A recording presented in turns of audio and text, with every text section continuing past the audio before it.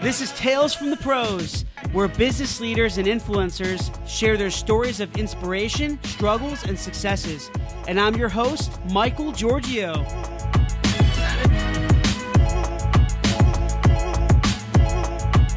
Hey everyone, welcome to Tales from the Pros. And this is your host, Michael Giorgio, and co-founder of Imagine Ovation. My wonderful guest with me here today is the founder and CEO of Seiler Tucker Incorporated. She owns many other businesses in several different industries.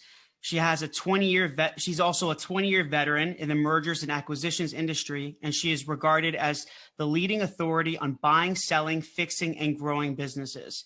Her and her firm have sold over 1,000 businesses in almost every vertical and have a remarkable track record of success. And in addition to being featured in Inc., Forbes, Entrepreneur Magazine, and USA Magazine, she is an international keynote speaker and makes regular radio and TV appearances on Fox Business News and CNBC. She has also spoken alongside many prominent speakers such as Eric Trump, Arnold Schwarzenegger, Kathy Ireland, Randi Zuckerberg, Steve Wozniak, and many, many more. And she is the best-selling author of the book, Sell Your Business for More Than It's Worth, and has a new book coming out called Exit Rich. Please welcome the wonderful Michelle Seiler Tucker. Michelle, thanks for being here today. I really, really appreciate it. Thanks, Michael. Thank you so much for having me on. Yeah, absolutely. Yeah, it's I know we were talking earlier, sometimes these tech issues with some of these platforms are crazy. Sometimes you love them and hate them. But yeah.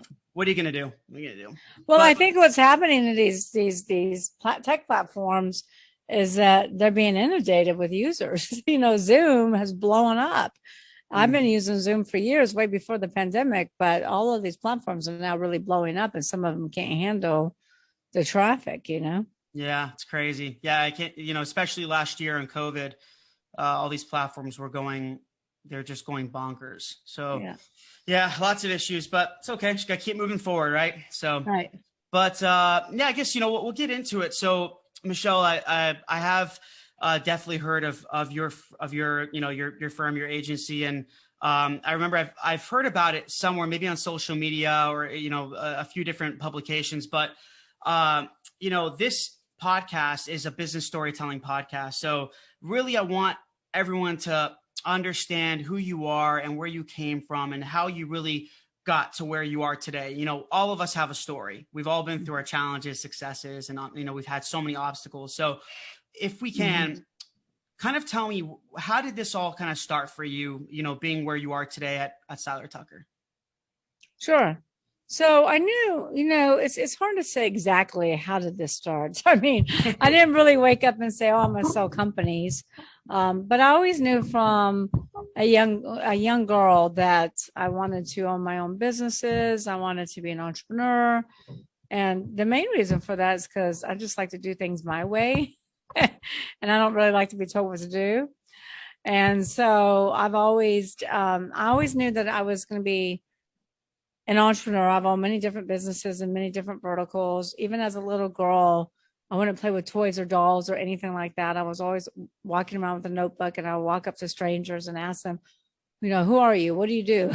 How do you do it? How'd you get started?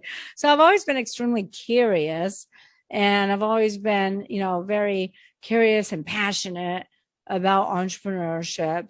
And I still am to this day. I've always been like a kid in a candy store. I can't wait to find out how someone started a million dollar company from their pickup truck or from their dining room table, and I've got clients that have an 8th grade education. So it's not always about the education that makes someone successful. And I love the stories as well. But so for me, like I said, I was always an entrepreneur. I've always had small businesses. I didn't really grow up with a family of entrepreneurs. My dad had a few companies and he would take me to work with him, every now and then. I wasn't really close to my father though, so I can't really say he was my inspiration or my role model for a multitude of reasons. And then I kind of got stuck in corporate America, where I did get a job with Xerox. Xerox actually recruited me and made me an offer I couldn't refuse. And within 6 months, they actually promoted me to regional vice president, overseeing 100 salespeople. Wow. And I realized very quickly that I don't want that job. And I don't like management, leadership in corporate America because you can't get anything done. I'm a problem solver. I'm solution oriented. I like things to happen. I like them to happen now. Patience is probably not my biggest virtue. So I was actually, I decided to leave Xerox and start a franchise corporation where I did franchise sales, development, and consulting, and had an equity partnership with different franchisors.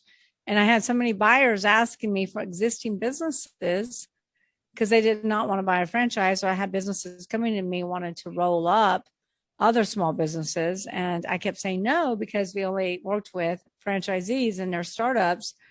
And then I finally said, why am I saying no? I should be saying yes, yes, yes. I believe in law of attraction. And that's really how I started my M&A firm over 20 years ago. Wow.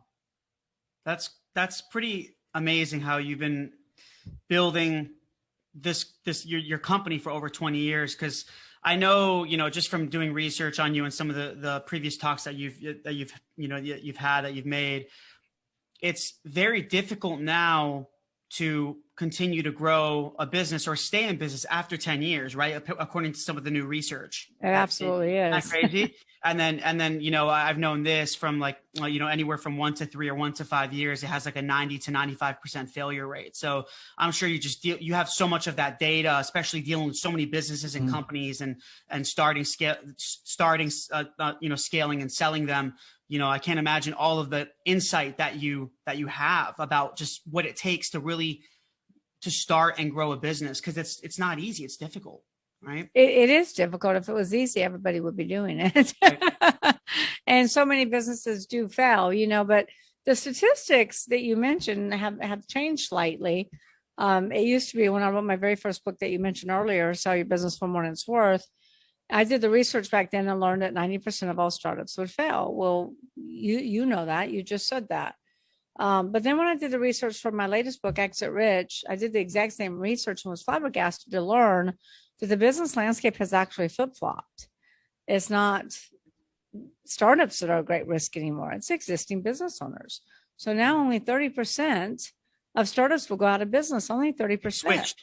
It has completely switched. Crazy. So out of 27.6 million companies, and people got to realize that small business is the backbone of the United States economy. Right. Employing over half the U.S. workforce. If we lose small business, we lose jobs, you lose spending power, and as a trickle down effect, you lose more small businesses.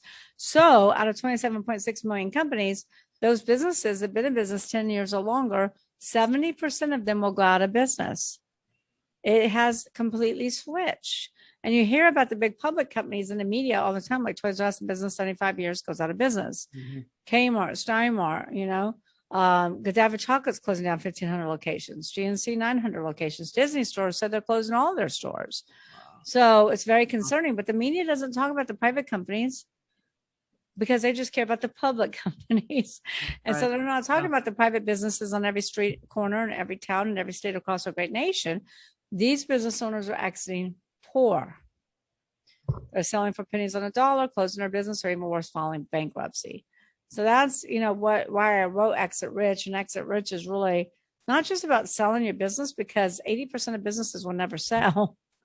So it's not about just selling a business, because you have an 80% chance that you will never sell your company. It's about actually building a sustainable business that you can scale. And when you're ready, you'll actually have a sellable asset that buyers will want to buy and pay top dollar for. And, in your experience, Michelle, what does it really take to now build and scale, at least in your perspective, a successful business? What does it really take right now? Are there some foundational elements that are involved, or everything's, every business is different, of course, but. Well, every business is different. Every industry is different, but the foundation is the same. And it's the infrastructure. I find that what most business owners do is they focus on, here's my product, here's my target market, sell. But then they don't build a solid infrastructure in which to handle the sales and build that business so it's sustainable. So, the steps that they can put in place, what I say is follow the ST 6 Ps. And the 6 Ps are the infrastructure. Number one, we start with people. So many business owners and entrepreneurs have built a glorified business that they go to work at every day versus a job, versus a business that actually works for them. And like Steve Forbes says, 80% businesses will never sell. The number one reason they don't sell is because business owners have a job. They don't have a business. So you have to start with people. You don't build a business, you build people. Right. And people build a business. So you got to have the right people in the right seats. And it's challenging. It is not easy. Entrepreneurs, they have to stop, entrepreneurs, it starts with mindset, Michael. And entrepreneurs have to change their mindset. First of all, they got to stop thinking of their business as their baby. Your business is not your baby. Your babies are at home. Go home, love them, hug them, kiss them. Treat your business as a valuable asset as it is. We don't look at our stock portfolios and say, oh, my baby, my baby. But we look at our business and say it's our baby. And then we always have this mindset that if we want it done right, we have to do it ourselves. Well, that can't be further from the truth. Entrepreneurs are good at some things and bad at a lot of others. So we got to get unstuck. Entrepreneurs are stuck working in their business, not on their business. We got to hire the right people. And got to make sure they're in the right seats, Michael, because so many people, it's like trying to fit. I said that to somebody in my office the other day. I said, I feel like I'm trying to fit a square peg into a round hole. You got to get the right person in the right seats. And that's not easy. First, you got to determine what are those seats. And I always tell my clients, ask the who question. Who opens the door, handles customer service, answers the phones. That's right. Marketing, legal, quality control, environmental, manufacturing, logistics. The clue, Michael, is that you should never be next to the who because they're trying to build the business. Delegate to the right people. You got to delegate to the right people. And, business owners are like, well, if I want it done right. And I'm like, no, because here's the bottom line. You will never grow unless you let go of the control. Yeah. So we got to, as entrepreneurs, we have to let go of the control. Now, that doesn't mean let go and never look at anything again. You got to learn to trust, but verify and inspect what you expect. It's so powerful what you said. It really is. I love everything that you said because I've noticed with a lot of, not just entrepreneurs, even I've met numerous CEOs of businesses and, they want to do so much. They want to have control over everything. They want to be involved in everything. And the fact is that you need to ensure that you have the right people in your organization and you allocate that work to them. If they have the right skills and capabilities and experience, allocate that to them. So you don't have to do all that work because that makes you very inefficient and you can't build a company with inefficiency. You got to build it with efficiency. You got to be productive. So then you, as the head of the operation, can focus on the really important things, right? Instead of answering sales calls. Right. That's right. And you got to go to working on your business, not in your business. And I mean, there are some things, and I think it's really important for an entrepreneur to look at themselves and say, okay, what are my strengths? I call this the ABC test, keep a journal and write down everything you do for the last 30 days, or you can do it for 2 weeks or a week. It doesn't matter.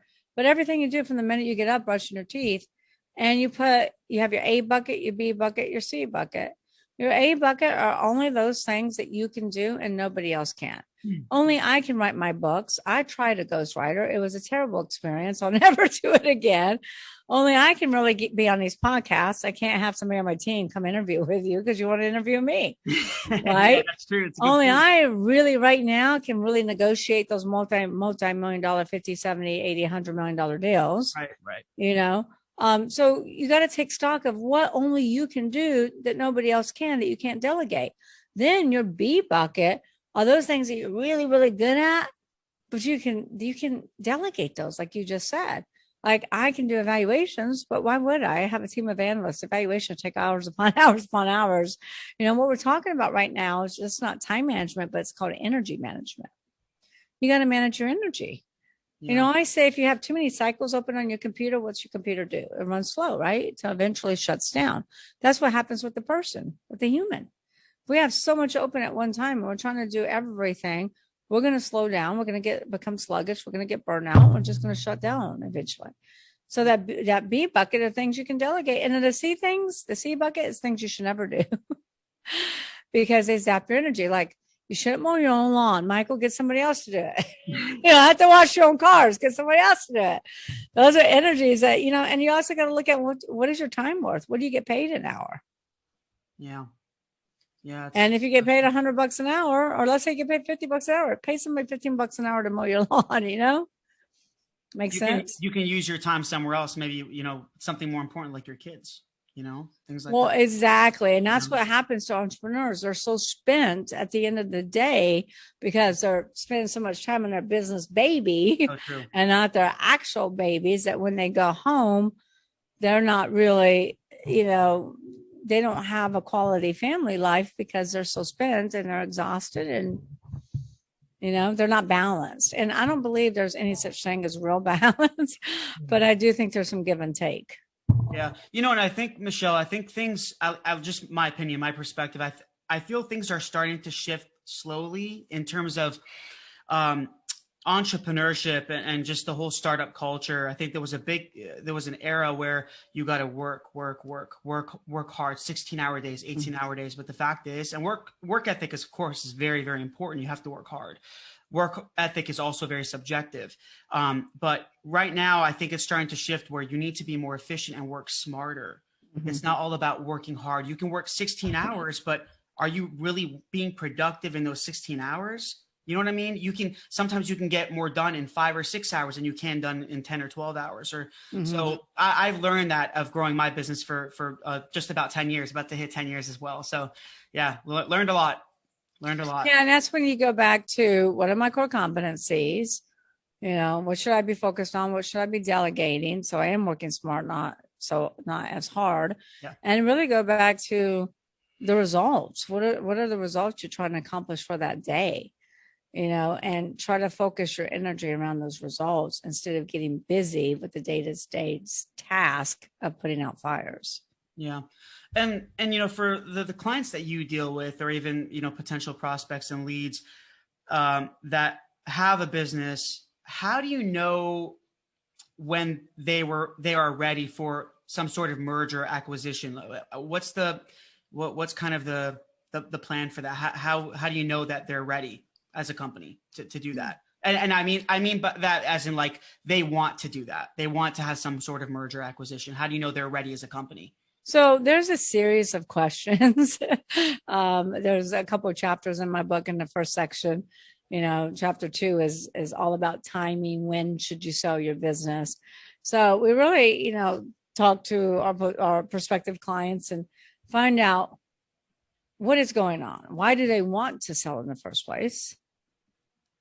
Why are they looking to sell? What's the most important things to them? We take them through what I call the seller sanity check. And then what do they need from the seller of business? What do they want to sell their business for? This is typically where we find out how realistic or unrealistic they are. And most sellers are unrealistic in the purchase price of their company because they base the purchase price on what they need, not what the value is. For instance, I have a client tell me, "Oh, Michelle, I want to sell my business for $5 million. And I'm like, okay, your cash flow is 100,000.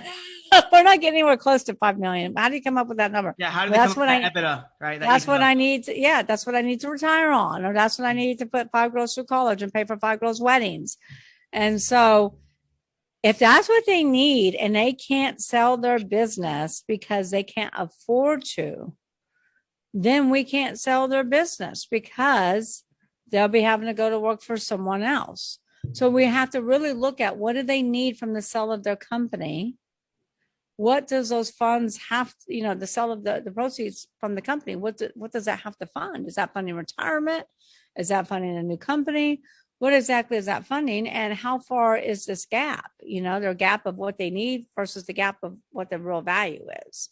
And then that determines if a company is ready or not. Plus, do they have the infrastructure? Are they running on all 6 Ps, all 6 cylinders, all 6 Ps? Or are they only running on 2 or 3? If they're only running on 2 or 3 and their EBITDA is 100, 200,000, we might be able to get their EBITDA to $500,000 if we can get them operating on all 6 Ps. So determining when to sell the business really has a lot of factors that have to be considered as far as the seller's mindset and what the seller is trying to obtain. Do you find it, do you find it more difficult to sell service-based businesses rather than product-based businesses? And when I mean product, it can be software, a SaaS, right? Or even, even like a coffee mug company, actually I don't find it more product. Yeah. The only time it becomes more difficult, Michael, is when the service business is completely dependent upon that owner. Okay. A dentist who is one dentist. I had a dentist that came to me not that long ago, been in business 50 years. One dentist, 3 dental hygienists. The dental hygienists are his daughters. And I said, look, I can sell you a business, but I'm not going to be able to maximize value. Plus, the purchase price is going to have contingency language, contingent upon like clawbacks or an outsell of financing, contingent upon you staying on for 2 or 3 years. And he said, well, honey, we're not staying. I said, well, then, honey, you're not selling. So what makes a service business difficult to sell is if that business is dependent upon the owner. Service businesses are not hard to sell. We sell electrical businesses, AC and heating businesses, medical practices, all types of different service industries, as long as they're not dependent upon the owner. That's the key. There's a lot, there's plumbing businesses out there where they got one plumber, so it's not really a business, it's a job. So I go back to, do you own a job or do you own a business? And that's whether you have a product company or a service company. We're selling a business right now. It's a products business. I don't want to say what they do because they don't have a lot of competition, but they have 350 employees. The business is still dependent upon its owner because the owner has all the relationships with the clients and the owner has all the data in his head. And we're selling this business between 50 to 70 million. The owner we're not going to be able to sell 100%. We'll probably sell 80%. The owner has to stay on for a while. Wow. So it really goes back to, how much is that business dependent upon the owner? So product, service, it doesn't really matter. What matters is, do you have a business or do you have a job? And is that the same thing with valuations, product and service? They can still be valuated kind of this. I mean, every business is different, but I mean, do you see more product-based businesses valued higher because they have something tangible there, or it doesn't matter? It really depends. So SaaS businesses will typically get the highest multiple, and SaaS businesses will typically trade for a multiple of revenue. They're the only industry. Every other industry is a multiple of EBITDA or SDE, seller's discretionary. So a multiple of EBITDA. So businesses, I'll give you a crash course in evaluations. Businesses under $1 million in EBITDA will typically trade from 3 to 4, maybe 4.5, depending upon their synergies operating on all 6 Ps, especially the proprietary assets, which is a 4th P. Businesses over $1 million in EBITDA will typically start at 4.5, 5, and up, again, depending upon the 6 Ps, especially the proprietary synergies. There are different formulas for different industries. We're able to get our clients typically more, usually 20 to 40% more of what the business appraises for, especially for the businesses that have over $1 million in EBITDA. Because you asked me, what's easier to sell, product or service? It doesn't matter. It's industry. We're industry agnostic. What matters is EBITDA. Yeah. There are more buyers for EBITDA of over $1 million than there are businesses to buy for EBITDA. I always say there's more buyers for good businesses than there are good businesses to buy. So when we get the EBITDA higher, we go to market without a price. And depending upon, there's 5 different types of buyers, depending upon the different types of buyers, like strategics, private equity groups, etc. Depending upon those synergies, they're going to be willing to outbid other buyers because those synergies will help catapult their current business to the next level. Wow. That's how we're able to get higher prices for our clients. So the name of the game is EBITDA.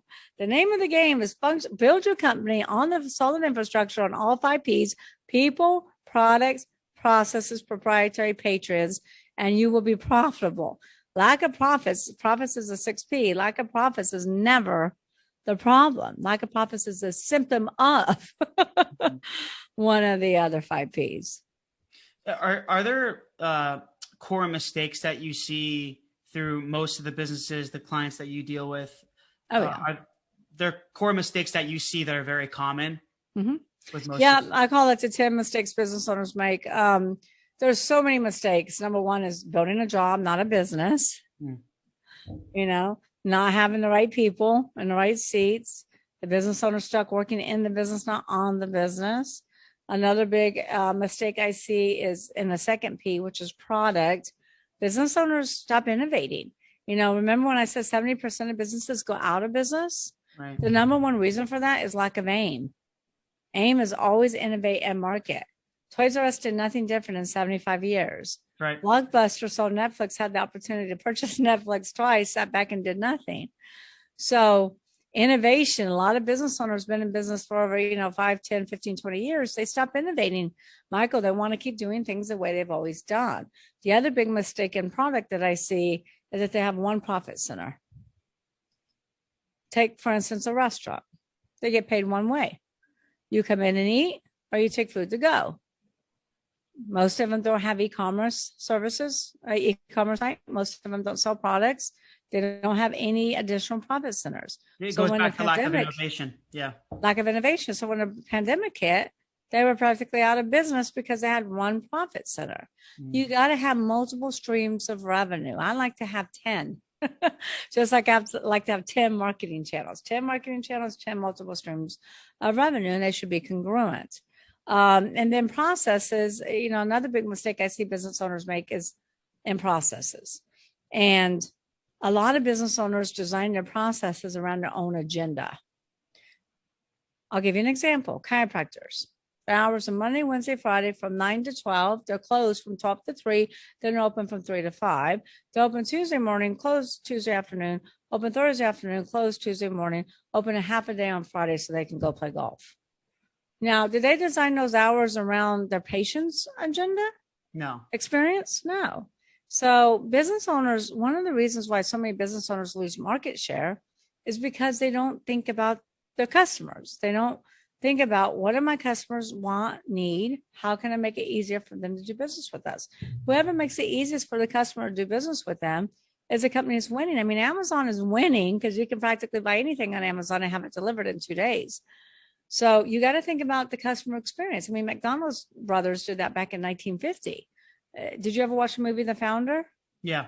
Great movie, right? So back in 1950, McDonald's brothers said we want to develop a fast food restaurant, a fast food system, and we wanted to base it around the customer's experience. We want our customers to experience 3 things: great tasting food that's hot and fast, 30 seconds or less. So we got to go back to the basics. So that's a big mistake. Proprietary. You want to know some big mistakes in proprietary? Business owners get A's. They think of a company name. They go to GoDaddy. They get the .com. They're like, yes. And then they go to their state and they set up a trademark in their state, but they never check the federal database. So I've seen lots of business owners receive cease and desist letters, and they have to stop using that company name. That means you have to start all over again. That's very painful. The other big mistake is contracts. Contracts are valuable. Manufacturing contracts, distribution, vendor, franchisor with franchisees, client contracts are the most valuable. The biggest mistake, I've never seen a business owner that has a 2-sentence transferability clause that says this contract is transferable upon a new entity. And 98% of all sales are asset sales, not stock sales. And if your buyers don't agree to a consent to transfer, then your deal could fall apart. Also patents, not making sure you're protecting your IP. And then when you do have all this IP, never ever put it in the same corporation with your business. You need a separate LLC holding that IP. Just like when you get real estate, I've seen so many business owners put the real estate in their business corporation. Don't do that. Right. Yeah. So Patreon mistakes. Business owners have customer concentration versus customer diversification. Most businesses still follow the 80-20 rule, where 80% of their revenues comes from 20% of their clients. They lose a few clients that could practically be out of business. And in profits, there's so many mistakes that business owners make around profits. And most business owners don't even know. Look, I just had one of my analysts talk to a potential seller. The gross revenue is $8 million. They have no idea what their EBITDA or net income is.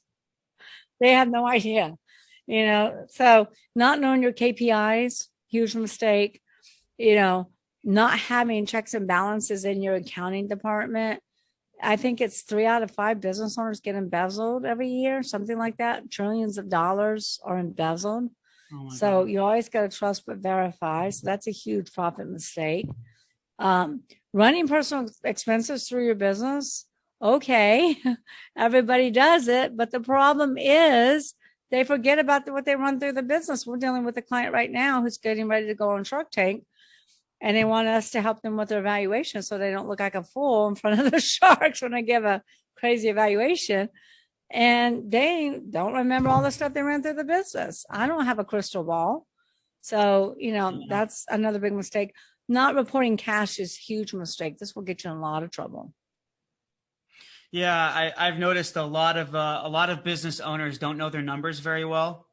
I mean, we've been through that earlier on, but yeah, we learned our lessons later on. You need to know your numbers, understand, net gross, understand your profit margins, very important as well. And it really allows you to make, much better decisions. You need to have a solid picture of your finances. Absolutely. And you need to look at them on a daily basis. Always know your KPIs, because I don't know if you know this, Michael, but there are so many businesses that are this close to going out of business and the owner doesn't even know. They're operating on a shoestring and the owner doesn't know. The owner thinks that they have plenty of money, but they don't. Many owners don't even know what their working capital is.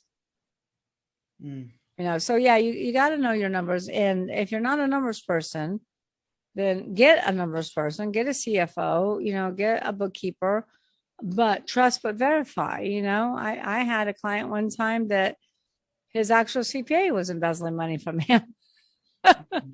So you always got to trust but verify. Wow. And you probably come across a lot of clients as well that they do want to exit, and just based on your review, your analysis, your evaluation of them, you're probably very direct and transparent. Let them know that they're not ready for an exit, I'm sure. Mm-hmm. Well, I am very direct. I am very transparent. It's just like that dentist I told you about. I said, look, this is how I can sell your business, but it's not going to maximize value. It's like, well, we don't want to do that. We're going to leave. And I'm like, well, then you have nothing to sell. You might as well just close your doors. But yes, I'm very transparent, and I let clients know what they need to do. We also have started a road to sell program too, because like I said, 80% of business, not like I said, like Steve Forbes says, 80% of businesses won't sell. So we have a road to sell program that we are, when clients are not quite ready and there's a valuation gap of what they need to retire on, then we will run them through this program to get their business ready and get them ready. Do you ever see those businesses, Michelle, where they plateau? I've spoken to a few people about this, where they plateau and, especially for the smaller businesses, I think it's like, from what I heard, this may not be right, but it's like 2 or 3 million. It's very tough to get past that. What's your experience with that? How does a company really get past that plateau, get over it? Well, number one is innovation. We go back to innovation, right? That's number one. Number two is go back to the 6 P's we talked about. Number three, what got you here won't get you there. So there's a book called What Got You Here Won't Get You There. But sometimes you have to change management. Sometimes you have to change, leadership. You have to get maybe a different visionary in place. You see big corporations do that all the time, right? Out with the old CEO, in with the new, because they need new blood. They need a new visionary in place. They need innovation. So when you plateau, it's because there's lack of innovation in marketing. There's lack of vision, lack of leadership, and typically lack of infrastructure. So in order to avoid plateau, and like, again, when you're moving, if you have built a $50 million company and now you want a $200 million company, you're not going to build that $200 million company with the same players that you have for a $50 million company. Right. You're going to have to step it up and get new players. If a football team is trying to go to the Super Bowl, what are they going to do? They're going to put the best players in, right? Right. Yeah. So same thing with a business. If you're trying to grow that business, you can't always do it with the same players you have. I don't know why you use that football analogy. I'm not a big football person. No, it makes sense. I mean, you see, it's a great analogy. I mean, you see it all the time with sports teams, right? they're trading all the time, even though there's a lot of craziness going on with that, on the way they treat the players. But anyways, that's a different discussion. But yeah, there's a lot of trading, and they need new blood. They need new players to quote unquote innovate the team, right? And well, they need the players who are going to get them to the Super Bowl. Yeah. Not the players who are not. Who's the guy that just changed teams and has how many Super Bowl championships? Peyton? Is it Peyton Manning? No.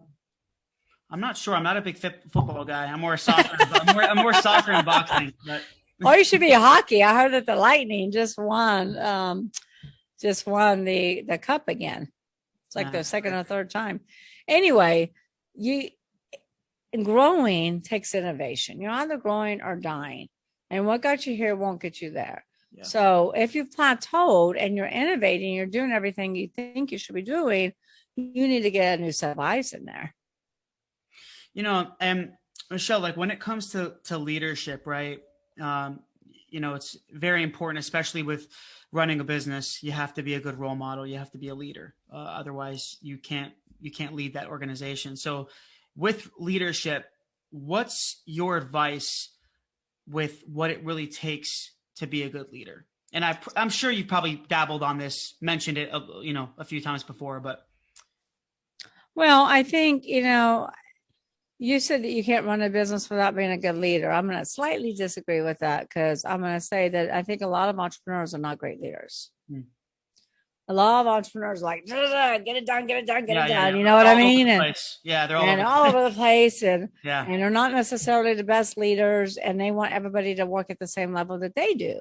Now, I work 14 hours a day. Why don't you work 14 hours a day? I don't take a lunch. Why are you taking a lunch? Right? It's not their business. It's because it's not your business. Right. But they expect everybody to be them. Right. So entrepreneurs are not always the greatest leaders. I think an entrepreneur has to first look at themselves and identify, are they a good leader or aren't they?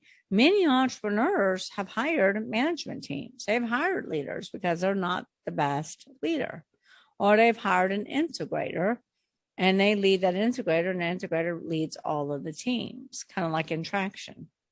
So you have to first decide, determine go back to your core competencies. What are your skill sets? What are you the best at? If you're the best at leadership, great.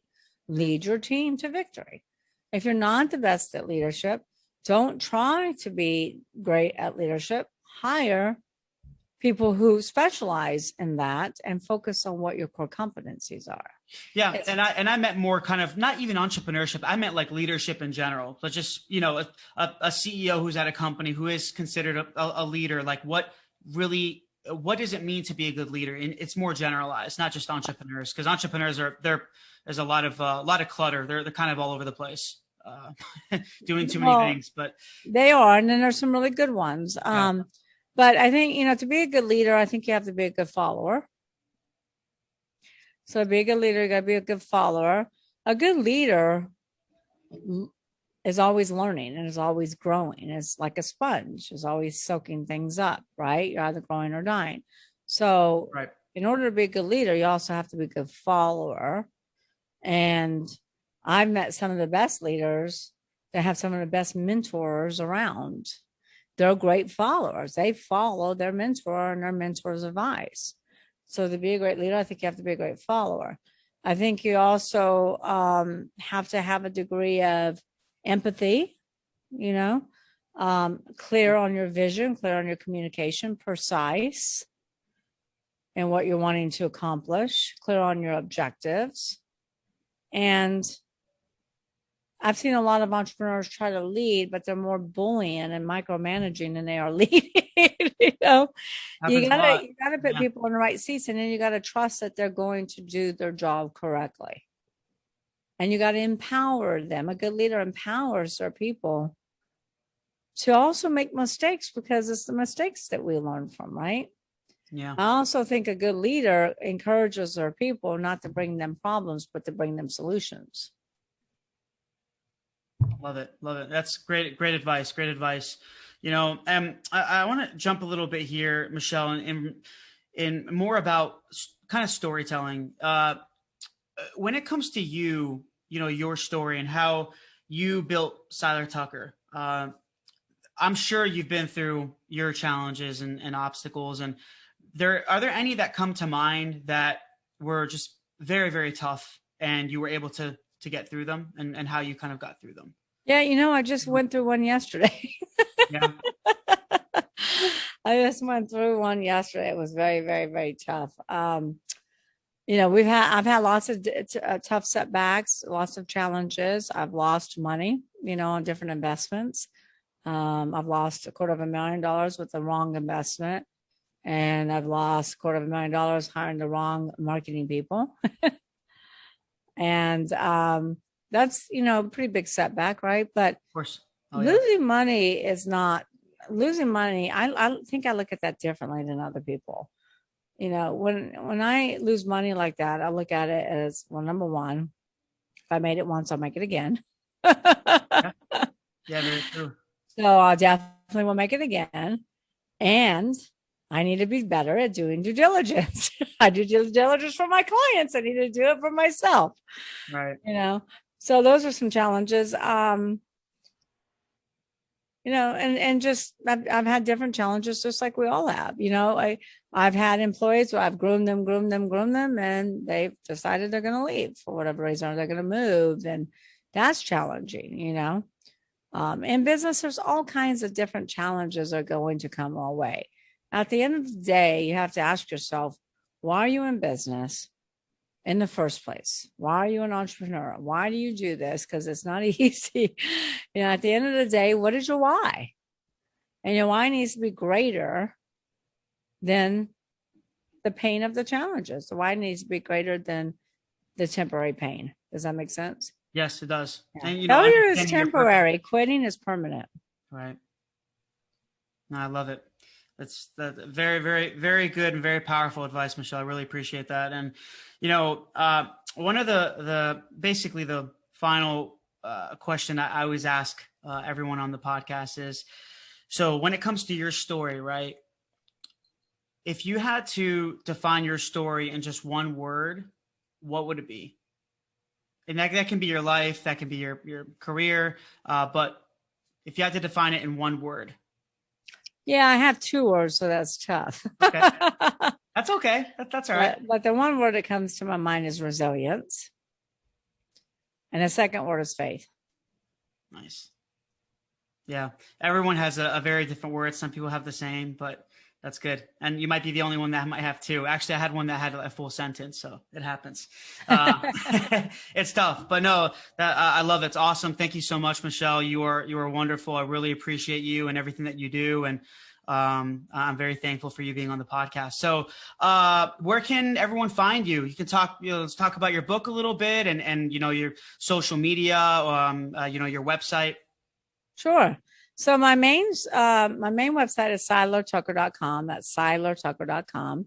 And my social media tags we can send you, but it's Michelle Seiler Tucker on Facebook, Twitter, LinkedIn, connect with me. But I'll make sure that those are in the show notes. And then the book, Exit Rich. So it just launched June 22nd. Awesome. Congratulations. Thank you so much. I mean, it was a work in progress, and that was a challenge in itself because I completed writing an Exit Rich in 2019. We were going to publish in 2020, and then a small little virus hit. And so we ended up just launching a couple of weeks ago. So we really had to pivot.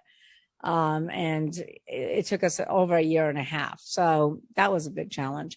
But Exit Rich, was endorsed by Steve Forbes. And Steve Forbes says Exit Rich is a gold mine for entrepreneurs as they leave way too much money on the table when they go to sell their business. And Sharon Lechter, have you heard of Sharon Lechter? Yes, I have. Yeah.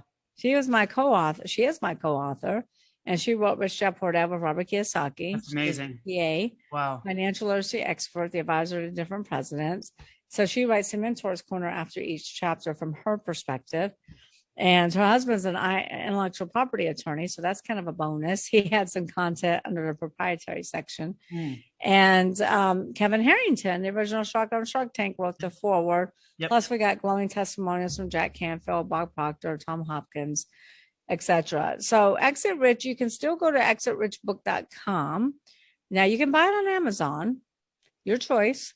But at exitrichbook.com, we have a bunch of bonuses. So exitrichbook.com for $24.79 plus shipping. We will email you the digital download immediately. We'll ship the hardcover to your doorstep. And then we'll give you a lifetime membership into the Exit Rich Book Club, where we have video content of me doing training on these different techniques and strategies, plus documents to operate your business, documents to sell your business. So we have sample employee handbooks, operational manuals, policy and procedure manuals. We have example letter of intents, purchase agreements, due diligence checklists, closing docs. These documents will cost you thousands upon thousands of dollars if you want your attorney to recreate. I know, because I spent the money.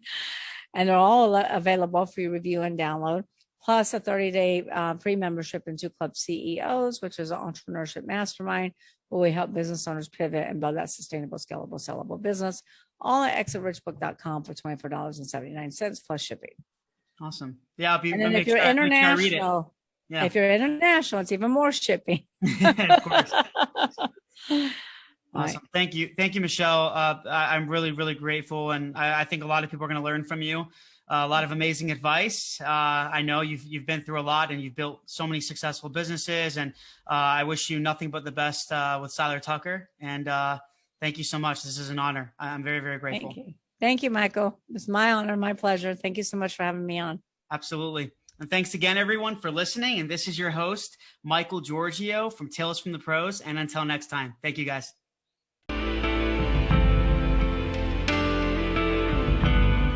Please subscribe to our YouTube page and also follow our social media. There are links somewhere around here. But we really appreciate it, guys. Thanks for all the support. And I'm going to be giving you awesome content continuously. And we look forward to seeing you soon.